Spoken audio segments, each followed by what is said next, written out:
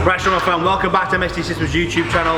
We're at Body Evo Gym again. Got a gift for you today because there's a plague of terrible rack positions in the strongman world. You've all got rack positions up to your eyebrows, terrible dip and drive on your axles. I'm going to fix it today. I'm going to show you how to fix it. So, the strongman rack position is a little bit different phenomenon to the kind of Olympic weightlifting or CrossFit issues that we get.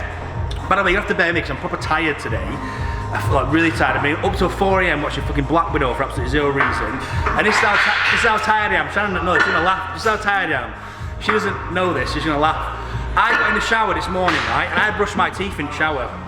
And fucking, I got for Christmas this like face wash shit with like, it's like sand, what's it called? Exfoliating face wash bullshit? Face scrub. Face scrub. I fucking grabbed it and put it on my toothbrush and brushed my fucking teeth with it and was gipping everyone in the shower. Because I fucking thought it was a toothpaste. How could you eat gipping? Yeah, I know, I fucking brushed my teeth with face wash like a fucking spacker. So, anyway. We're here, we're going to fix your fat rack positions just where MS is.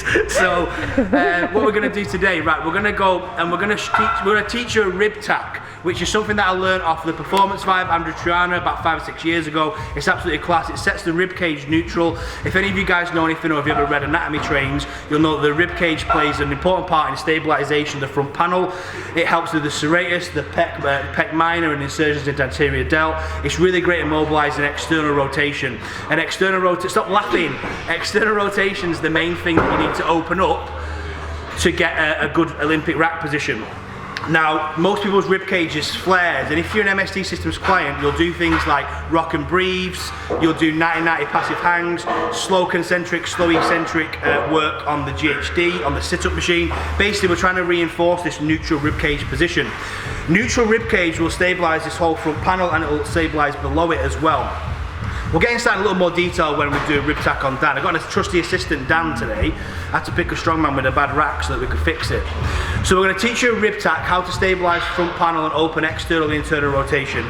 Then the second thing is we're going to teach you about a structure change you can make to your program to help your front rack position. Basically moving the back squat in front of your axle press or barbell push press. It's great for a couple of reasons. It mobilises back rack, which is important for mobilising front rack, but also it primes the legs, it primes leg drive, upright torso. Loads of good reasons as to why you want to do that first as well. So back squatting prior to your front rack position is the second thing we're going to do. Then we're going to teach you about eccentric loading of the pattern to open up and create the range we need to get in a proper front rack. Now, a lot of the videos you'll see online, like if you do a fucking Sonny Webster's mobility program, for example, it'll assume that you're near enough there and it'll give you some little stretches to add a couple of % to your rack. Like I said, the strongman rack position is a completely different phenomenon. People have rack positions at the fucking teeth, at their eyebrows, you know what I mean? They're up here. You're not going to get from here to here without neurological intervention. And what I mean by that is creating signalling issues that basically remove basically, you can't acquire a range if the brain doesn't feel safe. So if it doesn't feel like it can go in a position, usually because strongmen have built stability here and there's no stability here. So we need to first of all open up the panel and create safety so that the range can be acquired.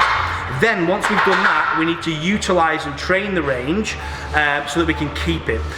Once we get the range acquired, that's when you can use these other tools that are online, like your stretching of your lats, rolling your lats, all these other little bullshit things you can do to get those extra couple of %. You need to do this first, then that afterwards. So, like I said, we've got Dan here today. He's fairly new to strongman, but he's come from bodybuilding. He does have a really tight front rack. He's one of those people that's got the axle bar up to the chin, which I know a lot of you will. So we're going to show you the rib tack. We're going to get him back. Well, he's not actually going to back squat. He's not training today. We're just going to mobilise it in the back rack position. Then we're going to do the eccentric loading, and then we'll show you before and after, and hopefully you guys can learn something. The rib tack's an amazing thing to learn. Again, I got this off the Performance Vibe, Andrew Triana, so make sure you check out him. He's actually Go Superbrain now on Instagram. Real clever guy, taught me a lot of shit.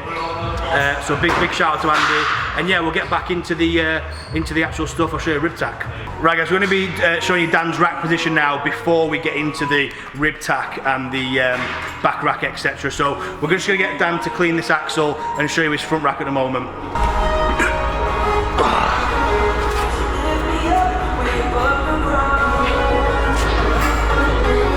Right, so pretty shag. We'll get into the rib tack. and then we're not going to retest till we've done all the exercises because, well, I don't want to just show you the kind of stages. We'll rib tack, we'll open, we'll eccentrically load, and then we'll show you the progress, okay? Right, so over here with Dan. This is Dan. Say hello. Hiya. This is probably Dan's first time on camera. Oh, second, you gave me shit. So second time on camera. Third. So, Sixties. yeah. I'm a regular. But Dan's fairly new to strongman, but doesn't have the greatest rack position in the world. Really common for people who come from like bodybuilding because you get a lot of tightness, a lot of restriction, and you kind of ingrain a pattern. So we're going to do a rib tack on Dan now. So we're going to get him on the floor, and I'm going to show you his external and internal rotation mobility before the rib tack. Then I'll talk you through the rib tack, what it does, and how to do it.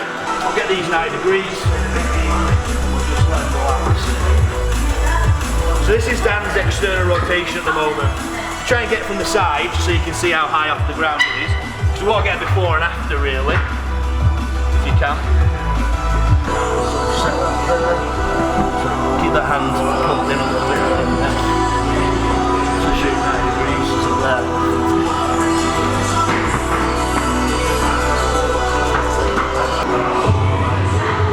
This is his mobility at the moment. Now the rib tap, you can put your arms straight now. So the rib tap, what we're going to be doing is, this rib cage, like I always talk about, wants to be neutral, and often due to just people's posture, training habits, and well, just generally strength training, you'll often end up with a flared rib. So what the rib tap is we're going to just set this neutral again, which when you look at it, like if you ever want to learn this stuff, guys, there's a book called Anatomy Trains that will teach you a lot of this stuff. But basically the rib cage here, the serratus, is going to stabilise this whole front panel here. So into the delt, pec minor, etc. Also, it's going to go down as well. So as we get into the hip flexor muscle, like psoas, etc., these are going to pull tight. So when this rib cage is flared, it's going to have a kinetic chain issue up the chain and down the chain as well. So flared rib cage can come with hip flexor issues, impingements, things like that, but also it can come with issues with mobility and restrictions like external rotation and acquiring position further up the chain here. Alright, so we're going to set the ribs. So if you scoot over there, Dan, so you can put your heels on that bench, because I need you to be what, like legs? 90 hip position, yeah. So just bring these feet back a little bit and then stay relaxed. So what we're going to do, guys, we're going to, because you can try this at home, by the way, it's pretty safe, you can't really do it wrong, so we just don't push too hard because you're going to fuck some shit up, but we're going to be hands on the top of the ribs, and we're going to be pushing in this direction, okay? And we're going to do it 3 times, and it's going to be cued with Dan's breathing. So we're going to go with Dan's breathing, so inhale, and then exhale. Yeah, perfect. So on his inhale, we're going to place. As he's exhaling, we're going to push in this direction, okay? We're at 3 times, so when he's breathed all his air out, I'm going to hold this position, excuse the little finger. I'm going to hold this position, and he's going to breathe in again. As he breathes out, I'm going to go deeper. So we're going to repeat it 3 times, okay? So we'll do the proper one down. So big inhale, and then long exhale. And again.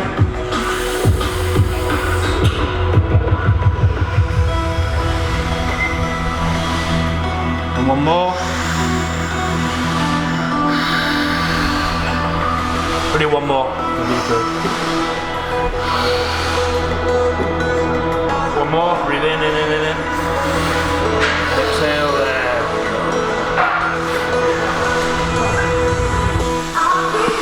So we'll just do a little retest, because sometimes this will take a couple of times to do this. So yeah, you can see it's quite a noticeable difference there straight away. His hand's basically on the floor now. So all we've done is stabilise this here, created neurological signalling that this is safe now, and opened up this range. Now sometimes it isn't as quite as effective on the internal. Oh, but this hand's really dropped actually. Yeah, that's good. This one not so much. But with internal rotation we can go a little further, and we can actually, this will be a little bit hard for you guys to do, but there's an acupressure point in here that we can find roughly here, I think. Yeah, I'd say so. Yeah. Oh. So there's the rack. This one's going to be harder for you guys to do, to be honest. But just to kind of fix this quickly. Does that feel good? Oh, great, yeah. Yeah.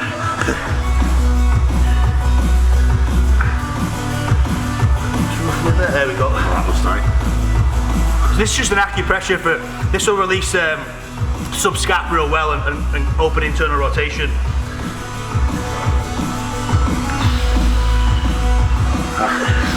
Let's just retest that. Yeah, that's on the floor now, that's better. This one, yeah, see this is kind of what we're looking for.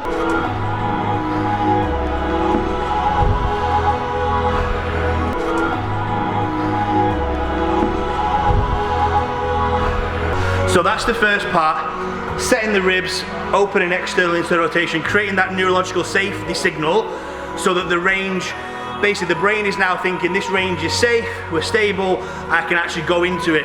So now we actually need to open up the specific range. We need some heavy load, so like I said, the back squat is the best way to do this. So we'll get into a couple of back squats and I'll show you what to do on them. So what we're going to do now is we're going to load the back rack position. So when you guys come to do a back squat, some of you are going to be like out here wide, and some of you might be able to get a full grip, some of you might be on your fingertips. It doesn't really matter, I just want you to start at whatever your range of motion is, alright? And then the goal is, every time Dan's not trained today, so I'm not going to make him back squat, but what you guys are going to do, if you want to use this, is you're going to back squat first. So as your sets go on, your goal is to bring your hands in, and I want you to get narrow, I want you to get almost like your grip position you would take on front rack for a press, okay? And a mistake people make sometimes is they start really wide, and this is a different range to this. So sometimes it's better to start on like 3 fingers, narrower, and open up this external rotation instead of starting wide and just open up the pec, if that makes sense. So Dan's gonna get under his squat bar with his preferred grip now, and all I want you guys to do the same. Dan's just gonna do this, just gonna rotate his elbows forward and back, one at a time. That's all you're gonna do. Obviously you guys are gonna do a back squat session. So let's say you're squatting up to 200 kilo, you're gonna have sets at 60, 100, you're gonna have 10 sets of basically time to build this position. So this is, instead of stretching, we're gonna back squat. So this is Dan's position now. So this is wider than his normal grip, okay? So he's gonna push his elbow forward, and then the other one. So just do one at a time, and yeah, that's what you do. And don't be shy to let your thumb come out and go on your fingertips. Let the thumb pop out here, yeah, and right on your fingertips, yeah, there, and drive the elbow forward. Just one at a time. So let one go back, one go forward. This, guys, is literally all I want, is you just rotating forward. This first set's gonna feel horrible. Obviously, if you guys are squatting, you just do it while you're warming up your squat. Dan's not gonna squat, he's just gonna stand here and do it. So about 10 more seconds, Dan, and then we'll rack it.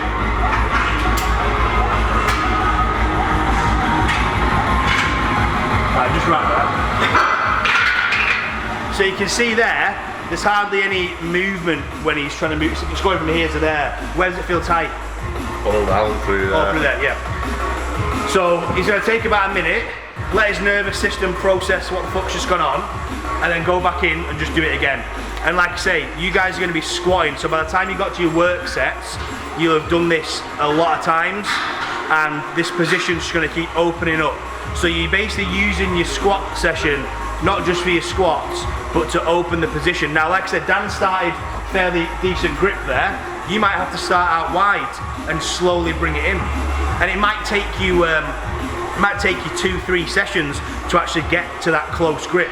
But if you persevere with it every single time and focus on it, this will improve a lot quicker than trying to do some kind of stretching with a band or some other like weird bullshit mobility thing that you'll see on some CrossFit or Olympic lifting rack position mobilization drill. In, same grip, but again, thumbs out and go on the fingertips. Pop it round. Yeah. But hold it, obviously, whilst my hand's not doing that one. Yeah, so this one can proper be just going forward and back and forward. So already there's a difference. He's moving this a lot. Look how much further forward. So there's instantly, it's that first set's always going to be the worst. instantly opening up this position here. Can you feel the difference in range? Big time. And it's nowhere near as tight and you're like that mine around there. Yeah, just that first set will take up. That first set will just allow you to open it up a little bit. Right, so now he's done that, just rack it. So what we're going to do now is, just because Dan's pretty strong, we're going to put a little bit more weight on. We're going to put 90 on. The reason why I say it's neurological is because I want heavy load. I want you to basically feel the load through the position and the body feel the load as you're pushing this elbow up. So I want it to be kind of heavy-ish. Like I say, usually we do this with your back squat session. When I was doing it the other week, I used 140 kilo, that's what I was doing, speed squats. So 140 for me is still a pretty decent load to be mobilizing with, you know what I mean? It's not like crazy heavy, but it's basically, I'm never going to be like, if Dan wanted to press that, he could. I want it to be something much higher than what you could press. Right, so we're at 90 kilo now. What Dan's going to do now is going to bring his grip in. I want him to go, whereabouts you press from? About here? Right, go a tiny bit narrower. So there, yeah, fingertips again, so thumb through. Back rack again. Yeah, and then, again, just bring them elbows through. But this is how we can do both at the same time. Yeah, and just hold. So hold this position, and then come back, and then just forward again. And then come back. I want you to do this right one a couple more times. Because this right one, guys, I just noticed there when he's doing them both, the reason why I got to do both is to see the range. This one's a little tighter, so just want to push through on there. This isn't the dodgy arm, is it? Yeah. It is the dodgy arm. Yeah, well, that is the dodgy arm, so that makes sense. Just do, again, just do a couple more seconds, 10 seconds. Right, and then re-rack. And then basically, guys, we're going to do one more set, and the only difference is I want to take full grip. So I want to take thumb round now, because before he's in his fingertips, I want to take full grip and yeah, basically get as much as I can in the next set. Obviously, this is a bit rushed for Dan. Usually, your squat session might take 20 minutes, so it's going to be building up gradually with weight, and the position's going to probably open a lot more than Dan. So we're doing a bit of a rush job, but it should still get a good result, hopefully. So he's full grip there, perfect. So just there, so unwrap. So he's in full grip now, guys, which will require more mobility. And he's only going to spend 10 to 15 seconds mobilising. Oh, this is really good.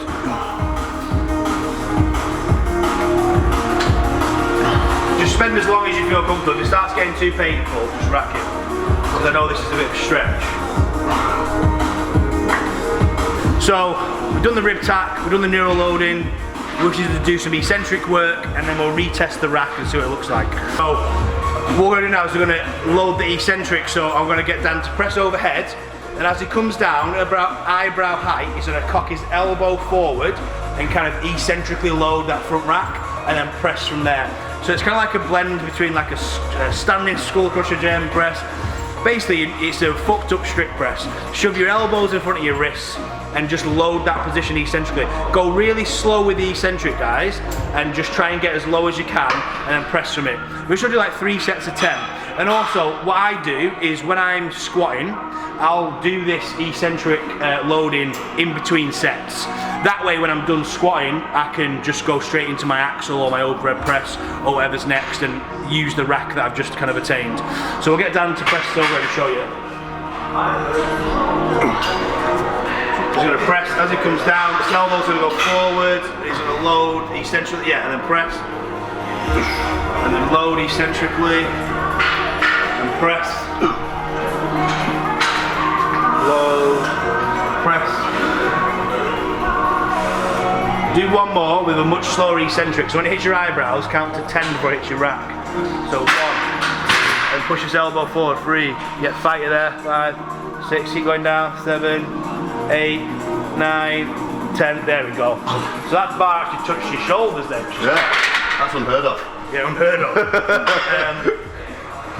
So, that was only one set. We'll give him a couple of minutes to calm down, because his muscles will obviously be fucking getting all this feedback from what we've just done. And then what we'll do is we'll test his rack position just after one set of that and show you guys. Like I said, when you're actually doing this, you're going to have squatted multiple sets, and you've done a lot more squats than Dan, probably a lot more weight as well. You've opened the position better, and also you'll have done, well, when I did this last time, I was just doing a set of these eccentric presses between every squat set really, so I did about 10 sets of these. I was probably doing about 4 to 6 reps and just really slow eccentric, like you did on that last rep, just like from here to here, really slow. But eccentrically loading that range, again, is just reinforcing the position neurologically that it's safe and stable and that shit's not gonna get fucked up, because like I said, strongman rack position is a different phenomenon to most other people's because it's so exaggerated, it's here. Like you ain't gonna stretch that position out. It's a different, you need to attack it differently. So hopefully this will show a decent difference, and hopefully some people can try it, and hopefully it helps you guys as well, because strongman is plagued with shit rack positions. I know, I have one of the shittest ones, so yeah. Right, so Dan, we've just done the rib tack, neural loading, eccentric work. Dan's gonna clean this, we'll see what it looks like. Oh, so there, so he's actually, so try and lift these up. So now what he would do is, now that he's acquired this where it's touching his shoulders, he now needs to basically work on actually, so now what I was on about before, the CrossFit weightlifting bullshit, put it down. So now he's in this position, now we can work on the CrossFit-y mobility stretches bullshit work, because he's actually acquired the position. Like I said, it's a different fix. You're not gonna get from this stage to there via the other shit that's online, you know, the stretching, the mobilizing, opening the lats, etc.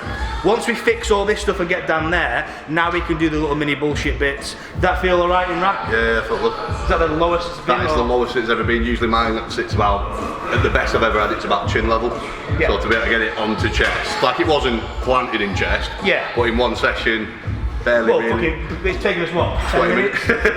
Yeah, so again, it's not Rio Olympic Games fucking rack position, is it? But the difference is absolutely crazy. And now we can, rib tacks, by the way, depending on training modalities that you use, depending on posture, the way you sit, so many different factors. You might need a rib tack every 2 to 4 weeks. So it is something you can stay on top of. Again, if you do your rock and breathes, 90-90, passive hangs, and basically do rib cage control work, like I get my clients doing GHD sit-ups with slow concentric, slow eccentric, with tucked ribs. Low basically, these are the things we can do, can help maintain this position without needing a rib tack. But if you know someone who can do it, just get one done every 2 to 4 weeks. Make sure you load the back rack position first, so don't be stretching the front rack out. Stretch the back rack out first. If you can't attain a high bar rack position with, you know, elbows coming forward, don't even try and, you know, load the front rack. And then eccentric loading prior to actually getting in rack position will make a huge difference. Then once you're there where Dan is now, you can do all the other bullshitty lat stretches, external rotation stretches, etc. Hope it helps you fat sweaty messes. Enjoy your new rack positions.